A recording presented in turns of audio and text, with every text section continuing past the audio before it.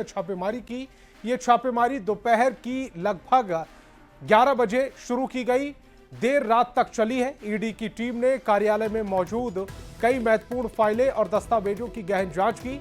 छापेमारी के दौरान जिला खनन पदाधिकारी मौजूद रहे, कर्मचारी आवश्यक कागजात जुटाने में लगे रहे।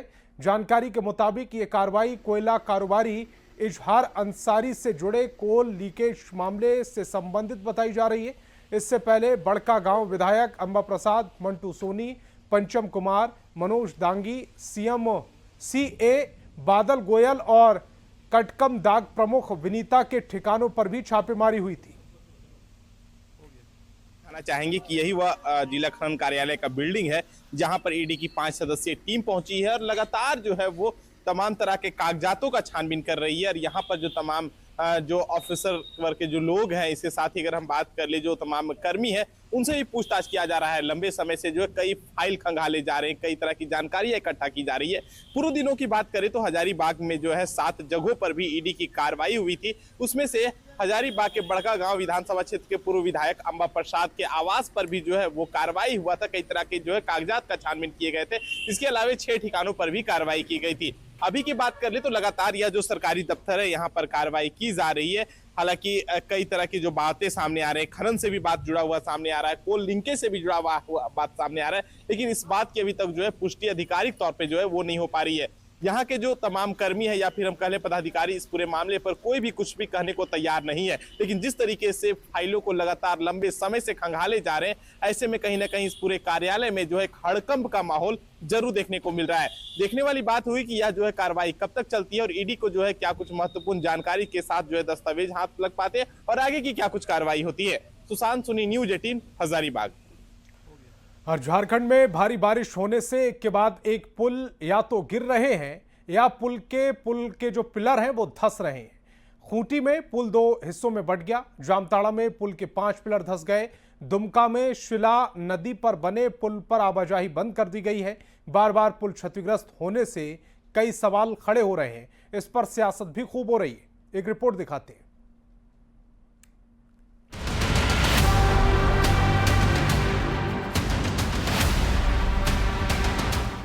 झारखंड में भारी बारिश के बाद कई जिलों में पुल क्षतिग्रस्त हो गए हैं। कहीं पुल टूटे हैं तो कहीं पिलर धंस गया है। खूंटी के तोरपा सिमडेगा रास्ते में बनई नदी पर बना ये पुल 2 हिस्सों में बंट गया। जामताड़ा में दक्षिण बहाल गांव के पास पुल के 5 पिलर पूरी तरह क्षतिग्रस्त हो गए और दुमका में शिला नदी पर बने पुल के पिलर कांप रहे हैं। मसलिया इलाके में अवैध बालू खनन और पानी के तेज बहाव के कारण पुल के पिलर धंस गए हैं।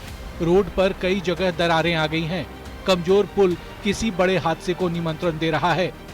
पुल 20 साल पहले बना था और ये जो है पुल दब गया है पूरा। कभी भी इसमें बड़ा गाड़ी पार होने से बड़ा दुर्घटना हो सकती है। जामताड़ा में भी लगभग यही स्थिति है। भारी बारिश के कारण नदियों का जल स्तर बढ़ गया है। दक्षिण बहाल गांव के पास पुल के 5 पिलर क्षतिग्रस्त होने से कई गांवों का संपर्क टूट गया है। पुल कहीं गिर न जाए इसके डर से फिलहाल 4 पहिया और भारी वाहनों की आवाजाही पर रोक लगा दी गई है।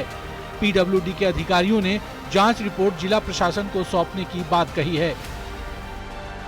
पास जो आरपीडी का जो पुलिया है, जो सूचना मिली थी कि इसके 3 पिलर जो क्षतिग्रस्त हो गए हैं, अगर भारी वाहनों का प्रवेश को अगर रोका नहीं गया तो बड़ा हादसा हो सकता है। उधर खूंटी में बनई नदी पर टूटे हुए इस पुल की तस्वीर लोगों को डराने के लिए काफी है। पुल पूरी तरह ध्वस्त होकर नदी में गोते लगा रहा है, साथ ही भ्रष्टाचार की पोल भी खोल रहा है। 7 साल पहले बने पुल का ऐसा बुरा हाल आखिरकार कैसे हो सकता है? लिहाजा इस पर सवाल भी खड़े हो रहे हैं कि झारखंड में बने पुल इतने कमजोर क्यों हैं? इसे लेकर सियासत भी तेज है। कड़ी कार्रवाई भी होनी चाहिए, क्योंकि इस प्रकार से अगर भ्रष्टाचार की भेंट अगर पुल चढ़ जाता है तो वो राज्य के लिए अच्छा संकेत नहीं है। कैसे इसमें दरार आया, कैसे इसका पाया गिर रहा है, कैसे पुल गिर रहा है, कैसे पुल क्षतिग्रस्त हो रहा है, ये जांच का विषय है। और जांच हो और जो भी दोषी लोग हैं उन पे कार्रवाई हो।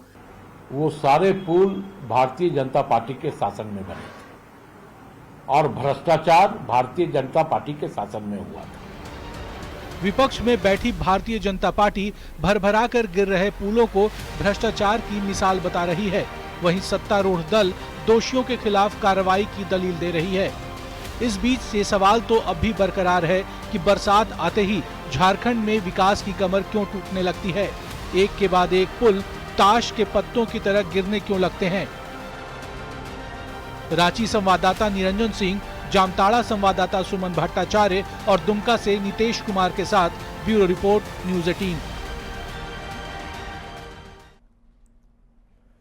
और इसी बीच धनबाद से बड़ी खबर मिल रही है। नॉन बैंकिंग एजेंट कामेश्वर मंडल की हत्या की गई है। अशोक मंडल नाम के शख्स पर हत्या का आरोप लगा। डंडे और कुल्हाड़ी से हमला कर मौत के घाट उतारा। घटना को अंजाम देकर आरोपी मौके से फरार हो गए। पूरी घटना का वीडियो सोशल मीडिया पर वायरल हो रहा है। आरोपी की गिरफ्तारी के लिए पुलिस ने दबिश दी है। बरवा अड्डा थाना क्षेत्र का यह पूरा मामला है। तस्वीरें समाप्ति टेलीविजन स्क्रीन पर। तरह का पैसा नहीं था, तो इसी प्रतिदिन की तरह आज भी सुबह वो काम के लिए निकले तो रास्ते में पहले से घात लगाए बैठे हुए थे कुल्हाड़ी लेकर। अशोक मंडल, उन्होंने उस पर वार कर दिया, जिससे होकर वो बेसुध होकर पड़े गए। और साहिबगंज से बड़ी खबर है। जमीन विवाद को लेकर बवाल हुआ है। जमीन कब्जे को लेकर आपस में भिड़े दो गुट। 10 से 15 राउंड फायरिंग की गई है। फायरिंग कर हमलावर मौके से फरार हो गए। पुलिस को देख बाइक छोड़कर भागे हैं ये बदमाश। पुलिस ने 12 बाइक को जब्त किया है। जमीन पर हमले से सुपारी राय परिवार का दावा है। पंचायत स्तर पर पंचायती हुई थी। दस्तावेज भी मौजूद हैं। राजमहल थाना क्षेत्र की ये पूरी घटना है। आज तो आया था बदमाश, पूरा एकदम घर उर बना था, मट्टी गिरा था, करकट गिरा दिया था और पूरा गाली गुलाज दिया था। बोलते कि आइए कौन है, देखिएगा कौन है, सबको मट्टी में मिला देंगे, ऐसे बोल रहा था बदमाश। हम वहाँ धान रोप रहे थे। ये आप लोग का जमीन है? मेरा जमीन है सब यहाँ टोटल है 18 बीघा। आप लोग बीघा में सबको वहाँ पोल खुटा गड़ दिया है, सबको घिरावट कर दिया है। इतना 50-100 आदमी है, क्या बात है, न है, हम लोग आने खोज रहे हैं तो ये बुलाते बुलाते दे का आवाज़ हो रहा। क्या चीज़ का आवाज़ हो रहा था? अब गोली का आवाज़ हो रहा। फट फट फट आवाज़ किया तो सब फिर अपना अपने सब कितना बार आवाज़ सुनाई दी आप लोगों को? 7-8 बार। और दुमका में लोगों की सेहत के साथ खिलवाड़ ना हो, इसको लेकर खाद्य सुरक्षा विभाग हाल के सालों में काफी सक्रिय नजर आ रहा है। होटल से लेकर सड़क किनारे बिकने वाले खाद्य सामग्री की लगातार जांच की जा रही है। मिलावटी सामग्री बेचने वालों पर कार्रवाई भी हो रही है। इसके बावजूद कुछ ऐसे भी लोग हैं जो चंद रुपए के लिए लोगों की सेहत के साथ खिलवाड़ करने से बाज नहीं आते। इसी कड़ी में खाद्य सुरक्षा पदाधिकारी को सूचना मिली कि काफी मात्रा में नकली पनीर बिहार से बस के माध्यम से दुमका पहुंचने वाला है। सूचना पर विभाग सक्रिय हुआ। खाद्य सुरक्षा पदाधिकारी अमित कुमार राम के नेतृत्व में टीम दुमका के बस स्टैंड पहुंची। सूचना सही थी, लेकिन तब तक पनीर को बस से उतारकर टोटो के द्वारा ले जाया जा रहा था। टोटो पर रखे पनीर की जांच की गई तो वह नकली पनीर निकला, जिससे दुमका में खपाने की तैयारी थी। लगभग 100 किलोग्राम नकली पनीर को जब्त कर कार्यालय लाया गया, जिसे नष्ट कर दिया गया है। हमें 100 केजी से ऊपर नकली पनीर मिला है। ऑन द स्पॉट हम लोगों ने टेस्ट कराया, टेस्ट में सैंपल फेल पाए गए, उसे जब्त करके नष्ट किया जाएगा और पता लगाया जा रहा है कि ये कहाँ से कौन सप्लाई कर रहा है, क्योंकि जो हम लोगों ने माल पकड़ा वो बस से उतर के टोटो के द्वारा ले जाया जाता है। बाकी इन्फॉर्मेशन निकाला जा रहा है किनका माल है और उसके बाद हम लोग आगे की विधि सम्मत कार्रवाई करेंगे। अगर आप पनीर खाने के शौकीन हैं तो आप हो जाइए सावधान, क्योंकि बाजारों में बिक रहा है नकली पनीर। दुमका में आज जिला खाद्य सुरक्षा पदाधिकारी ने कार्रवाई करते हुए तकरीबन 100 किलो पनीर, नकली पनीर को जब्त किया है। गुप्त सूचना के आधार पर जिला खाद्य सुरक्षा पदाधिकारी ने दुमका के मिनी बस स्टैंड से यह कार्रवाई करते हुए नकली पनीर को जब्त किया है। बता दें आपको कि यह पनीर बिहार से दुमका लाया गया था, जहां बाजारों में खपाने की तैयारी चल रही थी। गुप्त सूचना के आधार पर कार्रवाई करते हुए नकली पनीर को जब्त किया और इसे नष्ट कर दिया गया है। वहीं विभाग अब इस पर यह पता लगा रहे हैं कि कहां से यह पनीर आया था और कहां इसे बेचा जाना था। वहीं जिला खाद्य सुरक्षा पदाधिकारी ने लोगों से अपील भी की है कि गुणवत्ता देखकर पनीर को खरीदें। नितेश कुमार, न्यूज़ 18, दुमका। और झारखंड में ये वक्त धान की रोपनी का है। हर तरफ पानी से भरे खेत में महिला पुरुष की टोली धान रोपनी करते हुए दिख जाएंगे। राज्य भर में लगातार हो रही झमाझम बारिश के बीच कृषि, पशुपालन और सहकारिता मंत्री शिल्पी नेहा तिर्की भी चानो प्रखंड के रघुनाथपुर गांव में महिलाओं के साथ धान रोपनी करने उतरी। मंत्री को धान रोपानी करते देख गांव की महिलाएं काफी उत्साहित नजर आईं। आपको बता दें कि झारखंड में धान रोपानी का एक अलग महत्व है। पारंपरिक रीति रिवाज के साथ महिलाएं गीत गाती हैं और खेत में धान रोपनी करती हैं। धान रोपनी के वक्त गांव में उत्सव जैसा माहौल होता है। किसान ईश्वर से अच्छी फसल होने की प्रार्थना कर धान की फसल की रोपाई करते हैं। रोपते हैं, उसी हम लोग आज गाना गाए। क्या गाई? आषाढ़ी जे परी गेला बीड़ अमय करा लो, सावन भादो रोपा डोभा करे, ये बोले। क्या हमेशा आती है मैडम? हाँ, हमेशा आएगी और फिर काटने समय भी मैडम आएगी तो हम लोग को और अच्छा खुशी लगेगी।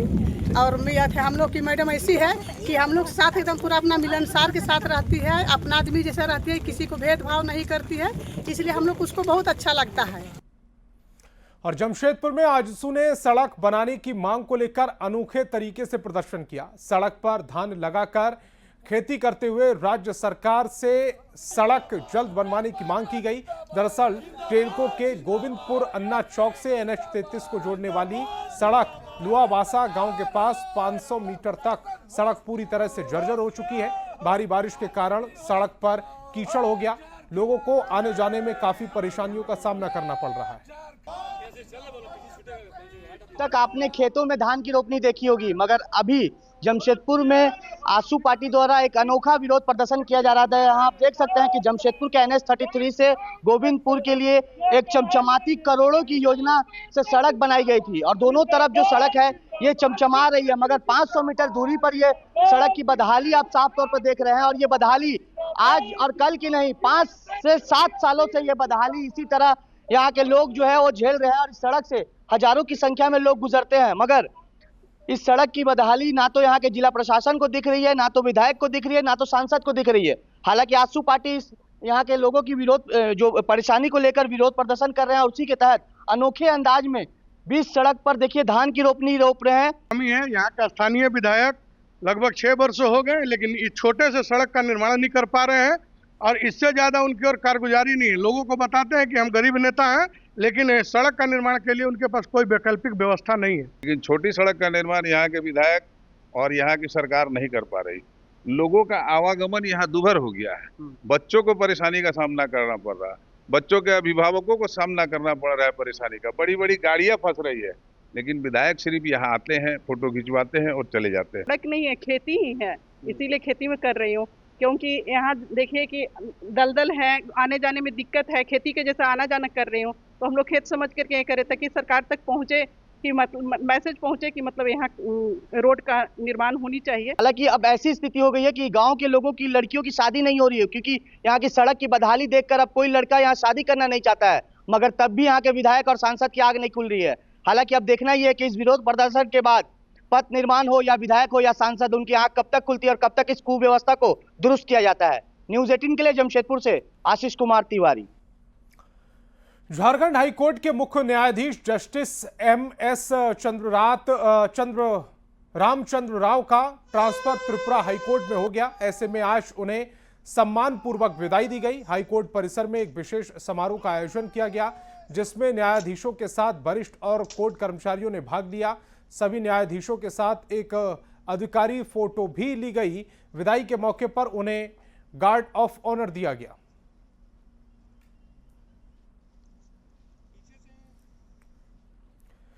और झारखंड सरकार में वित्त मंत्री और कांग्रेस नेता राधाकृष्ण किशोर ने राज्य में CSR के तहत खर्च की जाने वाली राशि पर सरकारी नियंत्रण के लिए मुख्य सचिव को पत्र लिखा है, जिसका JMM और कांग्रेस समर्थन करती है। वहीं बीजेपी ने राज्य सरकार के नियंत्रण की मांग पर सवाल उठाए हैं और पूछा है कि क्या राज्य सरकार इसे भी लूट का अड्डा बनाना चाहती है। खर्च कर रहे हैं, कहां आवश्यकता है हमारे राज्य में, आप निश्चित रूप से आपको ये अनुभव या आपको ज्ञान होना चाहिए। आपको एक सिस्टम बन जाए कि राज्य सरकार से अनुमति लें या राज्य सरकार के परामर्श से आप योजनाओं का संचालन करें तो और भी बेहतर और सकारात्मक परिणाम आएंगे। तो मुझे लगता है ये पत्र बहुत ही सकारात्मक, और राधाकृष्ण किशोर जी को धन्यवाद देता हूं कि इस ओर उन्होंने पहल की कि योजनाओं की पुनरावृत्ति हो रही है तो उसमें वो राज्य सरकार का हस्तक्षेप या नियंत्रण चाहते हैं ताकि आने वाले समय में इसका सही सदुपयोग हो सके। और जो CSR की राशि है, सामाजिक दायित्वों को निर्वहन करने की जो बात है, वो विकास की बातें, वो दायित्व सही तरीके से निभाया जा सके। नहीं, देखिए, ये तो CSR फंड में जो भी पैसा आता है, कंपनियों के अपने प्रॉफिट का एक अमुक प्रतिशत खर्च करना पड़ता है। उस क्षेत्र के जो विस्थापित हैं, उस क्षेत्र के जो प्रभावित इलाके हैं, वहाँ के लोगों की भलाई के लिए अगर कंपनियां खर्च नहीं कर रही हैं तो सरकार को उस पर नकेल कसनी चाहिए। लेकिन सरकार सब चीज़ पर सरकारी नियंत्रण क्यों चाहती है? क्या यहाँ भी भ्रष्टाचार और लूट का अड्डा बनाना चाहती है हेमंत सरकार? और झारखंड के किसानों के लिए एक खुशखबरी है। प्रधानमंत्री धन धान्य कृषि योजना में देश भर से 100 जिलों का चयन किया गया, जिसमें झारखंड के भी कई जिले शामिल हैं। इस योजना के तहत देश भर के करोड़ों किसानों को जोड़ा जाएगा और सरकार की ओर से 24,000 करोड़ रुपए हर साल खर्च किए जाएंगे। इसका उद्देश्य किसानों की आधुनिक कृषि सुविधाएं उपलब्ध कराना और खेती को अधिक लाभकारी बनाना है। हजारीबाग जिला एक कृषि प्रधान क्षेत्र है जहां की जनता 80% आबादी कृषि पर निर्भर है। ऐसे में इस योजना में हजारीबाग के शामिल करने के फैसले का यहां के किसानों ने स्वागत किया है। भारत के प्रधानमंत्री नरेंद्र मोदी ने किसानों के हित में एक अच्छी योजना की शुरुआत की है। इस योजना का नाम प्रधानमंत्री धन धान्य कृषि योजना है। इसके तहत किसानों को कई तरह की सुविधाएं मिलने वाली है। आपको बता दें कि यहाँ के हजारीबाग के जो किसान हैं इसको लेकर काफी खुशी जाहिर कर रहे। बहुत अच्छी बात है, ये योजना जो लाए हैं बहुत खुशी की बात है कि हमारे देश के जितने किसानों हैं 14 करोड़ किसानों की बहुत अच्छी बारे में सोचें कि एक योजना लाएं, धन धान्य कृषि योजना। इससे किसानों को बहुत लाभ मिलेगा और उज्जवल भविष्य के लिए, बाल बच्चों के लिए, किसानों के लिए बहुत पढ़ाई लिखाई में उससे बेनिफिट होगा। मैं मोदी जी को अपनी ओर से बहुत बहुत शुभकामनाएं। किसान तो मोदी जी पर एक निष्ठा विश्वास रखते हैं। अगर मोदी जी नहीं करेंगे तो कोई नहीं कर सकेंगे, समझे ना। तो किसान तो पूरे अर्पण मोदी जी पर हैं, चाहे PM किसान हो, वृद्धा पेंशन हो, चाहे और नाना प्रकार के उद्योग में जो मोदी जी स्किल डेवलपमेंट में जितना बड़ा काम किए हैं, और बहुत सारा चीज़ है जो ग्रामीण क्षेत्र में मोदी जी काम किए हैं। बहुत अच्छी बात है, मैं इनसे बहुत खुश हूँ। किसानों के चेहरे पर मुस्कान देखने को मिल रहा है क्योंकि भारत के प्रधानमंत्री नरेंद्र मोदी ने कल PM धन धान्य कृषि योजना की शुरुआत की। और बता दें कि पहले चरण में देश के 100 जो जिले हैं उसे शामिल किया गया है। वैसे जिले में जो है कृषि के क्षेत्र में एक बेहतर काम किया जाएगा। जो है किसानों को बीज उपलब्धता की बात कही जा रही, साथ ही साथ जो है भंडारण और जो तमाम तरह के जो किसानों की सुविधा होती है वो जो है उन्हें खास तरीके से उपलब्ध कराने का काम किया जाएगा। तो हम कह सकते हैं कि इसको लेकर हजारीबाग के किसान जो है वो काफी खुश नजर आ रहे हैं। सुशांत सोनी, न्यूज़ 18, हजारीबाग। तो इस बुलेटिन में फिलहाल